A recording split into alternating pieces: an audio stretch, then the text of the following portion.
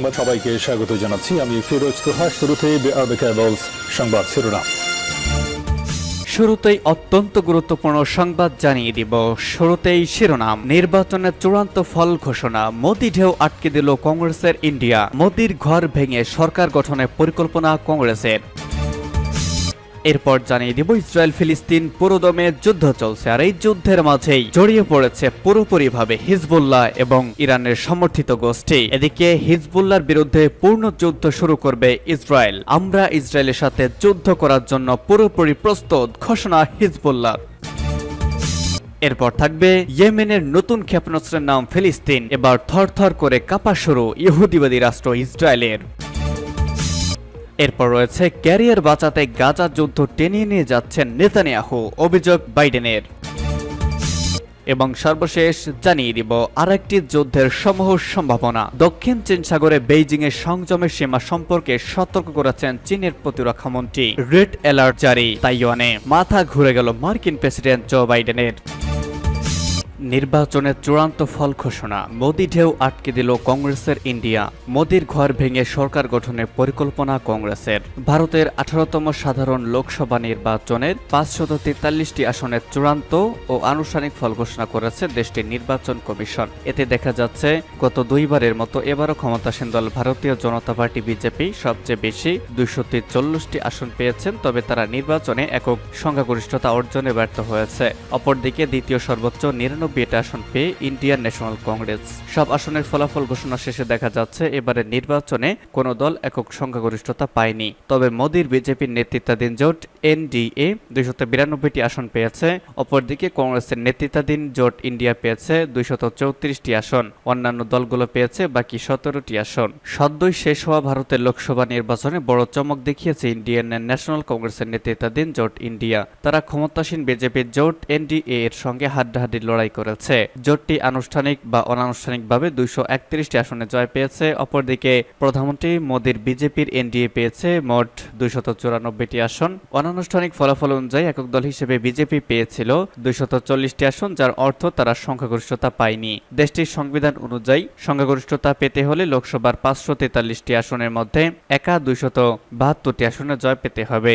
আগের দুই নির্বাচনে এই ম্যাজিক ফিগার স্পর্শ করলে এবারও তা পারেনি বিজেপি। এ কারণে সরকার গঠনে তাদের এবার জোটের শরিক দলগুলোর উপর নির্ভর করতে হবে। আর এই বিষয়টির সুবিধা নেওয়ার ইঙ্গিত দিয়েছে কংগ্রেস। তারা মোদির ঘর ভেঙে অর্থাৎ জোট ভেঙে সরকার গঠনের চেষ্টা চালাবে। হিজবুল্লাহর বিরুদ্ধে পূর্ণ যুদ্ধ করবে ইসরায়েল, আমরা ইসরায়েলের সাথে যুদ্ধের জন্য প্রস্তুত, বলছে হিজবুল্লাহ। লেবানন ভিত্তিক ইরান সমর্থিত হিজবুল্লাহ গ্রুপের বিরুদ্ধে পূর্ণ যুদ্ধ করার দ্বারপ্রান্তে রয়েছে ইসরায়েল। ইসরায়েলি সেনাপ্রধান লেফটেন্যান্ট জেনারেল হার্জি ভেলেভি মঙ্গলবার এই তথ্য জানিয়েছেন। গাজা যুদ্ধের মধ্যেই দুপক্ষের মধ্যে দৈনন্দিন গোলা বিনিময়ের প্রেক্ষাপটে তিনি এই মন্তব্য করেছেন। কিয়ারমাত সমনের একটি সেনাঘাঁটিতে সামরিক কর্মকর্তা এবং দমকল কমিশনার আইয়াল কাসপির সাথে মত বিনিময়ের সময় হেলবি বলেছেন, আমরা এমন অবস্থার দিকে যাচ্ছি যে আমাদেরকে সিদ্ধান্ত নিতে হবে, আর আইডিএফ এই সিদ্ধান্তের জন্য পুরোপুরি প্রস্তুত। তিনি বলেন, 8 মাস ধরে আমাদের উপর হামলা চলছে আর হিজবুল্লাহকে খুবই উচ্চ মূল্য দিতে হচ্ছে। সাম্প্রতিক সময়ে এই গ্রুপের শক্তি বেড়েছে, আমরা খুবই ভালো প্রশিক্ষণ নিয়েছি উত্তরে হামলা করার জন্য। তিনি বলেন, আমাদের প্রতিরক্ষা খুবই শক্তিশালী, আমরা প্রস্তুত, এজন্য আমরা সিদ্ধান্ত গ্রহণের পর্যায়ে দিকে যাচ্ছি। এদিকে লেবাননের সশস্ত্র গোষ্ঠী হিজবুল্লাহর উপপ্রধান শেখ নাইম কাসেম বলেছেন, হিজবুল্লাহর অভিযানে পরিধি না বাড়ানোর সিদ্ধান্ত নিয়েছে, তবে তাদের বাধ্য করা হলে তারা পরিধি বাড়াতে প্রস্তুত। আল জাজিরাকে দেওয়া মন্তব্যে কাসেম বলেছেন, তারা যুদ্ধের জন্য প্রস্তুত এবং ইসরায়েলকে কোনো বিষয়ে নিশ্চিত করতে দেবে না। তিনি বলেন, লেবাননের বিরুদ্ধে ইসরায়েলের যে কোনো সম্প্রসারণ করলে ইসরায়েল ধ্বংসযোগ্য ও বাস্তুচ্যুতির সম্মুখীন হবে। এই হিজবুল্লাহ নেতা বলেন, ইসরায়েল যদি সর্বাত্মক যুদ্ধ করতে চায় তাহলে তার জন্য আমরা প্রস্তুত আছি। উল্লেখ্য, ইসরায়েলের কট্টর ডানপন্থী নিরাপত্তা মন্ত্রী ইতামার বিন গভীর লেবানন সশস্ত্র গোষ্ঠী হিজবুল্লাহর সঙ্গে যুদ্ধের আহ্বান জানিয়েছেন। এক্সে প্রকাশিত একটি ভিডিওতে বিন গভীর বলেছেন, হিজবুল্লাহ সব শক্তি ঘাঁটি পুড়িয়ে ধ্বংস করতে হবে যুদ্ধ। উত্তর ইসরায়েলের কিরিয়াত শমনা সফরকালে তিনি বলেন, লেবাননে শান্তি বিরাজ করার সময় ইসরায়েলের কিছু অংশে হামলা এবং লোকজনকে সরিয়ে নেওয়া অগ্রহণযোগ্য। বিশেষ করে দক্ষিণ লেবানন থেকে আসা গোলাবর্ষণে শহরটি ক্ষতিগ্রস্ত হয়েছে। ইয়েমেনের নতুন ক্ষেপণাস্ত্রের নাম ফিলিস্তিন। ইসরায়েল একটি সামরিক লক্ষ্যবস্তুতে নতুন ব্যালিস্টিক ক্ষেপণাস্ত্র দিয়ে হামলা চালিয়েছে ইয়েমেনের সামরিক বাহিনী। নতুন এই ক্ষেপণাস্ত্রের নাম ফিলিস্তিন। ইয়েমেনের সামরিক বাহিনী মুখপাত্র ব্রিগেডিয়ার জেনারেল ইয়াহিয়া সারি গতকাল এই কথা জানিয়েছেন। সূত্র আরব নিউজ। ইয়াহিয়া সারি বলেন, প্যালেস্টাইন ব্যালিস্টিক মিসাইল নামে নতুন ক্ষেপণাস্ত্র দিয়ে ইসরায়েল অধিকৃত এইলাদ বন্দরে একটি সামরিক স্থাপনায় হামলা চালানো হয়েছে। তিনি বলেন, ইয়েমেনের সামরিক বাহিনী এই প্রথম এই ধরনের ক্ষেপণাস্ত্র ব্যবহার করল।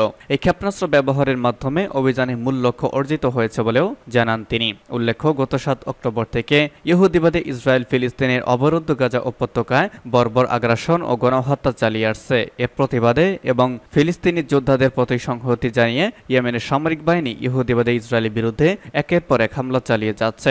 এছাড়া লোহিত সাগর এবং ভারত মহাসাগর অঞ্চল দিয়ে চলাচলকারী ইসরায়েলি ও মার্কিন জাহাজের ওপরও হামলা চালাচ্ছে ইয়েমেনি সেনারা। ক্যারিয়ার বাঁচাতে গাজা যুদ্ধ টেনে নিয়ে যাচ্ছেন নেতানিয়াহু, বললেন বাইডেন। মার্কিন প্রেসিডেন্ট জো বাইডেন ফিলিস্তিনিদের মৃত্যুর সংখ্যা বাড়ার সাথে সাথে গাজায় ফিলিস্তিনি প্রতিরোধ আন্দোলন হামাস বিরুদ্ধে ইসরায়েলের যুদ্ধ পরিচালনা ক্রমাগত সমালোচনা করেছেন। নতুন এক সাক্ষাৎকারে তিনি বলেছেন, প্রধানমন্ত্রী বেনিয়ামিন নেতানিয়াহু রাজনৈতিকভাবে নিজেকে বাঁচাতে সংঘাত দীর্ঘ করেছেন বলে মনে করার যথেষ্ট কারণ রয়েছে। যুদ্ধের 8 মাস পূর্তির কাছাকাছি সময় ইসরায়েলি নেতা সংঘাতের অবসান ঘটাতে বাইডেন এবং অন্যান্য বিশ্ব নেতার কাছ থেকে পরস্পর বিরোধী দাবির মুখোমুখি হয়েছেন। অন্যদিকে ইসরায়েলি পার্লামেন্টের ডানপন্থী আইন প্রণেতারা বলেছেন, গাজায় হামাসের নিয়ন্ত্রণের শেষ অবশিষ্টাংশ মুছে না ফেলে যুদ্ধবিরতিতে সম্মত হলে তারা নেতানিয়াহুর প্রতি সমর্থন উঠিয়ে নেবেন এবং তার সরকারকে উৎখাত করবেন। গত সপ্তাহে বাইডেন গাজায় যুদ্ধবিরতির জন্য ইসরায়েলি একটি প্রস্তাব ঘোষণা করেন এবং এর প্রতি সমর্থনের আহ্বান জানান। কয়েকদিন আগে টাইম ম্যাগাজিন এক সাক্ষাৎকারে বাইডেনকে প্রশ্ন করেছিল, নেতানিয়াহু রাজনৈতিকভাবে আত্মরক্ষার জন্য যুদ্ধ প্রলম্বিত করছেন এমনটা তিনি মনে করেন কিনা। বাইডেন স্বীকার করেন যে তার এবং নেতানিয়াহুর মধ্যে উত্তেজনাপূর্ণ সম্পর্ক বিদ্যমান, কারণ গাজা মৃতের সংখ্যা 36,000 ছাড়িয়ে গেছে। এর মধ্যে বেসামরিক নাগরিক এবং যোদ্ধারাও রয়েছে। যুদ্ধের পরে একটি পুনরুজ্জীবিত ফিলিস্তিনি কর্তৃপক্ষের গাজা শাসন করা উচিত কিনা তা নিয়ে তাদের মধ্যে মতবিনিময় রয়েছে। যুক্তরাষ্ট্র এমন পরিকল্পনা সমর্থন করে। অন্যদিকে নেতানিয়াহু তার নিজস্ব বিশদ পরিকল্পনা না বলেই এটি প্রত্যাখ্যান করেছেন। বাইডেন জানতে চান, নেতানিয়াহুর সঙ্গে আমার প্রধান মতবিরোধ হচ্ছে এরপর কি হবে, গাজার পর এটি কোথায় ফিরে যাবে, ইসরায়েলিরা আবার কি ভেতরে প্রবেশ করবে। এবং সর্বশেষ জানিয়ে দিব, দক্ষিণ চীন সাগরে বেইজিংয়ের সংযমের সীমা সম্পর্কে সতর্ক করেছেন চীনের প্রতিরক্ষা মন্ত্রী। চীনের প্রতিরক্ষা মন্ত্রী দক্ষিণ চীন সাগর এবং এশিয়া প্রশান্ত মহাসাগরীয় অঞ্চলে ব্যালিস্টিক ক্ষেপণাস্ত্র মোতায়েনে বেইজিংয়ের সংযম এবং সীমা সম্পর্কে সতর্ক করেছেন। সিঙ্গাপুরে একটি নিরাপত্তা ফোরামে ফিলিপাইন এবং যুক্তরাষ্ট্র, যারা চীনের ক্রমবর্ধমান সামরিক শক্তি এবং প্রভাবের মুখে প্রতিরক্ষা সম্পর্ক জোরদার করেছে, তাদের প্রতি সম্পূর্ণ স্পষ্ট ইঙ্গিত করে এবং রোববার একথা বলেছেন। চীনের প্রতিরক্ষামন্ত্রী ডং জোন সিঙ্গাপুরে শাংরি-লা ডায়ালগে বলেন, চীন অধিকার লঙ্ঘন এবং উস্কানির মুখে পর্যাপ্ত সংযম বজায় রেখেছে, তবে এর একটা সীমা রয়েছে। ডায়ালগে সারা বিশ্বের প্রতিরক্ষা কর্মকর্তারা অংশ নিয়েছেন। ফিলিপাইন এবং যুক্তরাষ্ট্র দীর্ঘদিনের মিত্র এবং এশিয়া প্রশান্ত মহাসাগরীয় অঞ্চলে জোট এবং অংশীদারিত্বকে শক্তিশালী করার জন্য ওয়াশিংটনের প্রচেষ্টার মূল কেন্দ্রবিন্দু ম্যানিলা, যা বেইজিংকে ক্ষুব্ধ করেছে। দক্ষিণ চীন সাগরে তার অবস্থান এবং স্বশাসিত তাইওয়ানের নৈকট্য, যেটিকে চীন তার নিজের বলে দাবি করে, এর পরিপ্রেক্ষিতে যে কোনো সংঘাতে ফিলিপাইনের সমর্থন যুক্তরাষ্ট্রের জন্য অত্যন্ত গুরুত্বপূর্ণ। ইউএস আর্মি এপ্রিলে বলেছে তারা বার্ষিক যৌথ মহড়ার জন্য উত্তর ফিলিপাইনে স্ট্যান্ডার্ড মিসাইল 6 SM-6 এবং টমাহক ল্যান্ড অ্যাটাক মিসাইল নিক্ষেপ করতে সক্ষম একটি মধ্যপাল্লার ক্ষমতাসম্পন্ন ক্ষেপণাস্ত্র ব্যবস্থা স্থাপন করেছে।